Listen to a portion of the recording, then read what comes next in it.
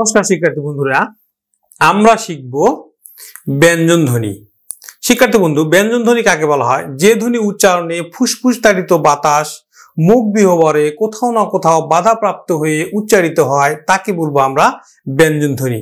অথবা এভাবেও আমরা বলতে পারি যে ধ্বনি স্বরধ্বনির সাহায্য ছাড়া স্পষ্টভাবে উচ্চারণ হয় না তাকে আমরা বলবো ব্যঞ্জন ধ্বনি।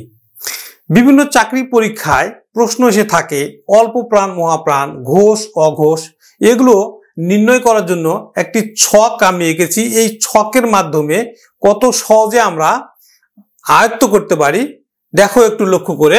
শিক্ষার্থী বন্ধু, আমি ক্রমিক নাম্বার দিলাম 1, 2, 3, 4, 5। দেখো লক্ষ্য করে 1 হচ্ছে বিজোড় সংখ্যা, তাহলে বিজোড় সংখ্যা হলে অল্প প্রাণ, আর জোড় সংখ্যা হলে কিন্তু মহাপ্রাণ। আবার দেখো 3 বিজোড় সংখ্যা মানে অল্প প্রাণ, 4 জোড় সংখ্যা মানে মহাপ্রাণ, আবার 5 বিজোড় সংখ্যা মানে অল্প প্রাণ। শিক্ষার্থী বন্ধু, আর অঘোষ এবং ঘোষ মনে রাখবো যে প্রথম যেই বিজোড় জোড় অর্থাৎ 1 এবং 2 হচ্ছে অঘোষ, আর 3, 4, 5 হচ্ছে কিন্তু ঘোষ। তাহলে 1 আর 2 হচ্ছে অঘোষ, আর 3 আর 4 হচ্ছে 3, 4, 5 হচ্ছে কিন্তু ঘোষ। শিক্ষার্থী বন্ধু, এটি আমরা মুখস্থ করব কিভাবে একটু লক্ষ্য করে দেখো।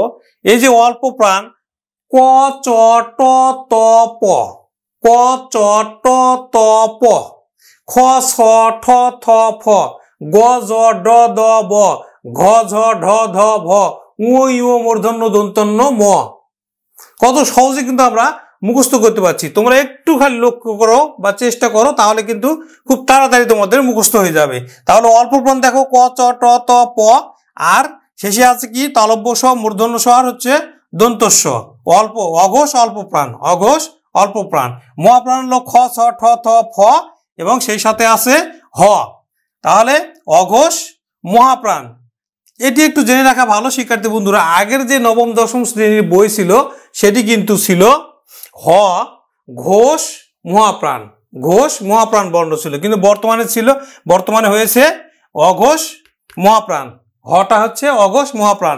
তারপর দেখো 3 নাম্বার হচ্ছে অল্প প্রাণ গ জ ড দ ব, গ জ ড দ ব। 4 নাম্বার দেখো ঘ ঝ ঢ ধ ভ, ঘ ঝ ঢ ধ ভ। আর নাসিক বর্ণ দেখো উ ই মূর্ধন্য দন্তন্য ম। কিন্তু বাংলা একাডেমি এই ইটা এবং মূর্ধন্যটা বাদ দিয়ে শুধু দেওয়া আছে কিন্তু উ দন্তন্য আর হচ্ছে ম, উ দন্তন্য আর হচ্ছে ম। নমস্কার।